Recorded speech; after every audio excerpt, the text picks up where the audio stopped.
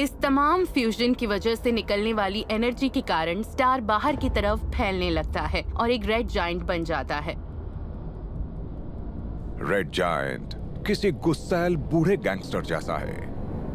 ये अंदरूनी प्लैनेट्स पर हमला करने लगता है।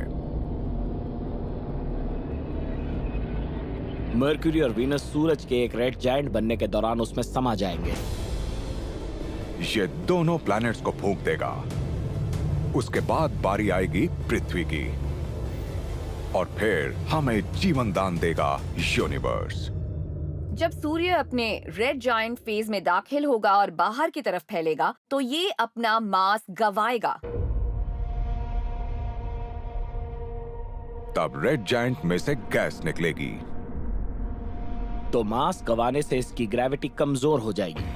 इसका मतलब है कि अपने इर्द गिर्द चक्कर लगाने वाले प्लैनेट्स पर सूर्य की पकड़ कमजोर पड़ती जाएगी और फिर वो सूर्य से दूर होते चले जाएंगे। ये ऐसा है जैसे वो हीट से परे भाग रहे हो। अगर वो इसका सामना नहीं कर सकते तो उन्हें सोलर सिस्टम से बाहर निकलना होगा। क्या अर्थ और मार्स फैलते रेड जायंट को पछाड़ सकते हैं? तो ये एक रेस है, राइट? तो वो कौन होगा जो सूरज से इतनी दूर जा पाएगा कि इसके चंगुल से बच जाए? आखिर अर्थ का होगा क्या, ये साफ नहीं है। ये भी हो सकता है कि अर्थ को सूर्य का एटमॉस्फेयर पूरी तरह से निगल ले, क्योंकि ये नया ब्लोटेड और रेड एटमॉस्फेयर होगा।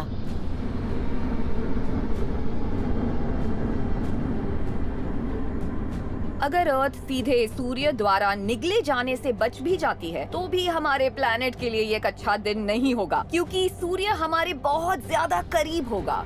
जरा सोचिए, अगर एक लाल सुर्ख चमकती हुई चीज आसमान में होगी तो पृथ्वी पिघल जाएगी, बल्कि इसका काफी हिस्सा वेपराइज हो जाएगा। ऐसे में हम में से कोई यहाँ रहना नहीं चाहेगा। फिलहाल जो हालात लग रहे हैं उससे ये साफ है कि पृथ्वी पर जीवन बच नहीं पाएगा। मार्स थोड़ा आगे है, इसलिए शायद पूरी तबाही से बच जाए। ये झुलस जाएगा, पिघला हुआ प्लैनेट बन जाएगा, पर फिर भी ये होगा। बूढ़ा होता ये डॉन अंदरूनी सोलर सिस्टम में से जीवन का नामो निशान मिटा देगा, पर ये कहीं और इसे बचने में शायद मदद करे। सन का रेड जायंट फेज शुरू में बाहरी सोलर सिस्टम में जीवन के लिए नए मौके पैदा कर सकता है। फिलहाल बाहरी सोलर सिस्टम बर्फ की कैद में है। ये बहुत ज्यादा ठंडा है, पर जब हमारा सन एक रेड जायंट बन जाएगा तो ये कई ज्यादा ब्राइट होकर बाहरी सोलर सिस्टम को गर्म कर देगा और इससे इस गैस जायंट के आइसी मून्स की शक्ल बदल जाएगी। जुपिटर और सैटर्न की परिक्रमा करने वाले यूरोपा और एनसेलेडस फिलहाल जमे हुए हैं। इनकी परत बर्फीली है और माना जाता है कि इनके इनक्रस्ट के नीचे तरल सागर हैं।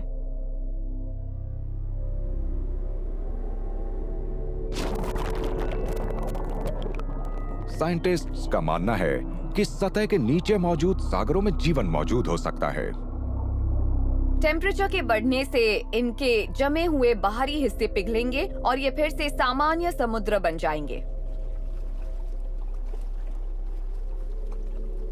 इन सागरों में पहले से ही मौजूद जीव रूपों को संभावनाओं से भरी एक नई दुनिया मिल जाएगी, और अगर वहां जीवन ना भी हुआ तो भी उसके पनपने की गुंजाइश बनेगी। इन बाहरी सोलर सिस्टम बॉडीज में जीवन जबरदस्त तरीके से पनप सकता है, पर इस नए जीवन का अचानक पनपना शायद अस्थायी हो। जब अंदरूनी सोलर सिस्टम गर्मी की चपेट में होगा तो समुद्र बचने की अच्छी जगह साबित हो सकती है, पर अभी भी घबराने की जरूरत नहीं है।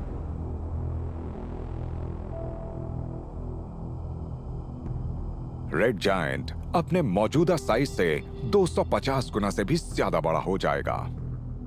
सूर्य के फैलते जाने से ये नए समुद्र और अधिक गर्म होते जाएंगे और एक दिन इनका सारा पानी भाप बनकर उड़ जाएगा। कोई भी नया जीवन दम तोड़ देगा, पर जो जीव सोलर सिस्टम में सबसे दूरी पर होंगे उनकी हालत बेहतर होगी। रेड जायंट बनते जाते सूरज से बचने का बस एक ही तरीका होगा, दूरी। तो आप सूरज से जितनी ज्यादा दूर होंगे उतने ज्यादा सुरक्षित होंगे।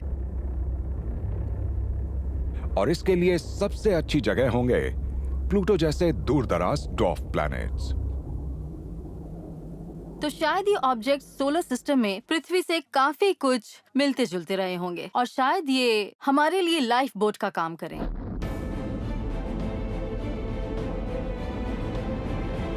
इनके एटमॉस्फेयर सांस लेने लायक नहीं होंगे, रहने के लिए बढ़िया जगह भी नहीं होगी, पर तब तक अर्थ बहुत ज्यादा तप चुकी होगी और हमारे पास कोई ऑप्शन नहीं बचेगा। गर्म आउटर बॉडीज को एक नए घर के स्टेपिंग स्टोन्स के तौर पर इस्तेमाल कर सकते हैं, क्योंकि जब गॉडफादर सन की उम्र बहुत ज्यादा हो जाएगी तो इसकी ताकत घट जाएगी और ये और ज्यादा ताकतवर डॉन्स को सोलर सिस्टम को हमेशा के लिए बर्बाद करने से रोक नहीं पाएगा।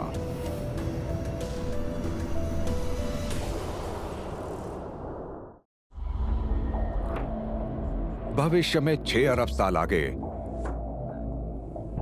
बढ़ती उम्र वाला गॉडफादर सूर्य अपने बच्चों पर हमले बंद कर देगा।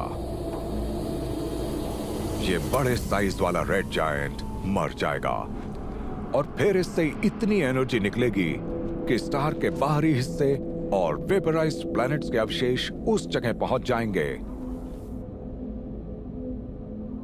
जो नए तारों और प्लैनेट्स को बनाने के लिए तैयार होंगे। अब बस बची होंगी खूबसूरत रंग वाली गैस की चादर, जिन्हें प्लैनेटरी नेबुला कहा जाता है, जिंदा बचे प्लैनेट्स और इस सब के बीच में मौजूद सूर्य के अवशेष। और ये बस एक जला हुआ कोर होगा। हम छोटे तारों के बचे हुए कोर्स को कहते हैं व्हाइट ड्वार्फ स्टार्स और ये सूर्य से काफी छोटे होते हैं। व्हाइट ड्वार्फ का साइज सूर्य के ओरिजिनल मास से करीब आधा होता है और ये पृथ्वी के आकार में समा सकता है। डेंस व्हाइट ड्वार्फ फ्यूल को फूंकता नहीं है, तो ये एनर्जी जनरेट नहीं कर सकता, जिसकी वजह से सोलर सिस्टम ठंडा होने लगता है। बाहरी सोलर सिस्टम से अंदरूनी सोलर सिस्टम में फ्रीजिंग होगी। शुरुआत प्लूटो से होगी, फिर एनसेलेडस सैटर्न के इर्द गिर्द दिखेगा, जुपिटर के इर्द गिर्द यूरोपा दिखेगा और आखिर में मार्स। यानी इनके साथ पहले ही मारामारी हो चुकी है, इन्हें दूर किया जा चुका है, इनकी सतहें अब मेटालिक और रॉकी होंगी और आज ये जमी हुई पथरीली और मेटालिक दुनियाएं होंगी। करीब करीब खत्म होने वाला गॉडफादर अब बस नाम मात्र ही बचा है और अब सोलर सिस्टम और ज्यादा ताकतवर गैंगस्टर स्टार्स के रहमो करम पर है। व्हाइट ड्वार्फ सन का मास आज के सूर्य के मुकाबले करीब आधा रह गया है, यानी उसकी ग्रेविटी भी आधी है, तो प्लैनेट्स और उनकी ऑर्बिट ज्यादा दूर चली जाएंगी। बाहरी प्लैनेट्स जो सूरज के एक रेड जायंट बनने के दौरान बच गए थे, उनके ऑर्बिट्स अब पहले के मुकाबले करीब 2 गुना तक बढ़ गए थे। पर यह एक दिक्कत है क्योंकि गैलेक्सी में और तारे मौजूद हैं। हम मिल्की वे गैलेक्सी का हिस्सा हैं और अंदाजे से करीब 100 अरब दूसरे सूर्य ऐसे हैं जो हमारी गैलेक्सी का चक्कर लगा रहे हैं। हर 2 करोड़ साल में उनमें से कोई एक इतने करीब से गुजरेगा कि इन प्लैनेट्स के ऑर्बिट्स पर असर डालेगा। तो आने वाले हमारे भविष्य में जब हमारा सूरज एक व्हाइट ड्वार्फ होगा, क्योंकि हमारी ऑर्बिट ज्यादा बड़ी है और चीजों की रफ्तार धीमी है, तो हम पर पास से गुजरते तारों का असर ज्यादा होगा। आप इस बात की कल्पना ऐसे कर सकते हैं कि समुद्र में जब कोई एक शिप गुजरती है तो उसकी लहरों से वो दूसरे शिप को भी हिला देती है। पास से गुजरते तारे प्लैनेट्स को हल्का सा झटका देते हैं। इससे बड़े प्लैनेट्स एक उथल-पुथल वाले फेज में दाखिल हो जाते हैं, जहां जुपिटर के अलावा हर कोई सोलर सिस्टम से बाहर निकल जाएगा। भविष्य में 50 अरब साल आगे सोलर सिस्टम का सामना एक और पनपते हुए बेरहम गैंगस्टर से होगा। इसकी ग्रेविटी जुपिटर को सूरज से दूर ले जाएगी और इसे इंटरस्टेलर स्पेस में पहुंचा देगी और फिर जुपिटर एक रोग प्लैनेट बन जाएगा। कभी जो एक ताकतवर माफिया फैमिली होती थी जिसमें सूर्य, 8 प्लैनेट और बेहिसाब चंद्रमा होते थे, अब उसमें बचा है एक छोटा और कमजोर व्हाइट ड्वार्फ। धीरे धीरे एक व्हाइट ड्वार्फ इतना ठंडा हो जाता है कि ये रेडिएशन नहीं छोड़ पाता और ये एक ब्लैक ड्वार्फ बन जाता है। और बस ये एक ऐसे स्टार का जला हुआ खोल भर रह जाता है जिसमें थी ऑक्सीजन और कार्बन। ये एक कार्बन क्रिस्टल बना सकता है जिसे हम कहते हैं हीरा। तो किसी ब्लैक ड्वार्फ को आसमान में मौजूद एक हीरा समझिए। एक ऐसा कॉस्मिक जेम जिसकी किस्मत बस हमेशा गैलेक्सी में भटकते रहना है।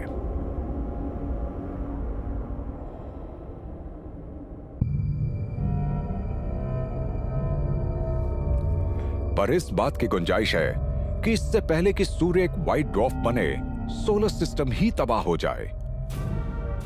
ऐसा इसलिए क्योंकि हमारी तरफ एक गैलेक्टिक जगरनॉट बढ़ा चला आ रहा है। गैलेक्सी भी इससे थोड़ी मुश्किल में है, और थोड़ी से मेरा मतलब है काफी ज्यादा। एंड्रोमेडा गैलेक्सी हमारी ही तरफ बढ़ी चली आ रही है। यानी इसके साथ करीब 4.5 अरब साल में हमारी टक्कर हो सकती है, और शायद तब तक हमारा सूर्य भी रेड जायंट बन जाएगा। ये दो जायंट्स जब एक दूसरे की तरफ बढ़ेंगे तो एंड्रोमेडा की ग्रेविटी मिल्की वे से तारों और गैस को खींचेंगी, और मिल्की वे की ग्रेविटी एंड्रोमेडा से तारों और गैस को खींचेंगी। फिर आखिरकार ये आपस में टकराएंगे, एक दूसरे के पास से गुजरेंगे, और आपस में मिलकर ये एक नई फाइनल गैलेक्सी बना लेंगे। नई गैलेक्सी का नाम होगा मिल्कोमेडा।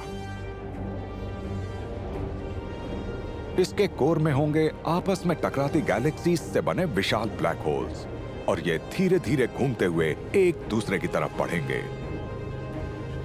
हमारे सोलर सिस्टम का क्या होगा ये निर्भर करेगा बहुत सारे इत्तेफाकों पर। गैलेक्सीज किस कोण पर आपस में टकराएंगी, उनके टक्कर की रफ्तार, उनकी लोकेशन, शुरू में वो कहाँ ओवरलैप करेंगी। एक संभावना है कि सूरज और सोलर सिस्टम में इस बाइनरी ब्लैक होल में समा जाएंगे, लेकिन ये काफी बुरी बात होगी, है ना? ब्लैक होल की ग्रेविटी प्लैनेट्स को सूरज से खींच लेगी। ये शायद उन्हें निगल जाए और शायद सूरज को भी चीर डाले। सोलर सिस्टम उसी तरह दम तोड़ सकता है जैसे ये गैलेक्टिक टक्कर की राख से बना था।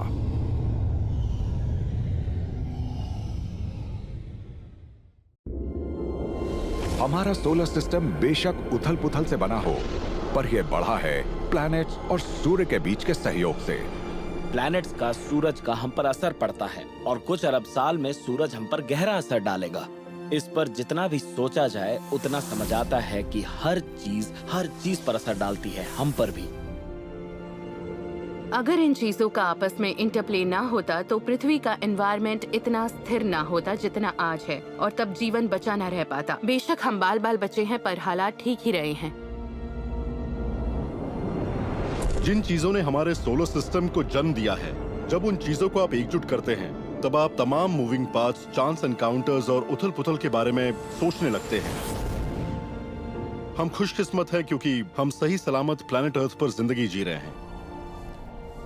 भविष्य में हमारी माफिया फैमिली खत्म हो जाएगी, पर मिल्की वे में कहीं हमारी राख से कोई नया गैंगस्टर स्टार सिस्टम वजूद में आ सकता है। हमने अपने यूनिवर्स में एक बात ये देखी है कि जब तबाही होती है तो क्रिएशन भी होती है। हमारा स्टार एक दिन दम तोड़ देगा। इसका मतलब ये नहीं है कि किसी चीज का अंत हो जाएगा, दरअसल ये किसी नई चीज की शुरुआत होगी। तो मुझे लगता है कि भविष्य में मामला और पेचीदा और दिलचस्प ही होगा, और हमें ये पता चलेगा कि ये यूनिवर्स वाकई में कितनी डायनामिक जगह है।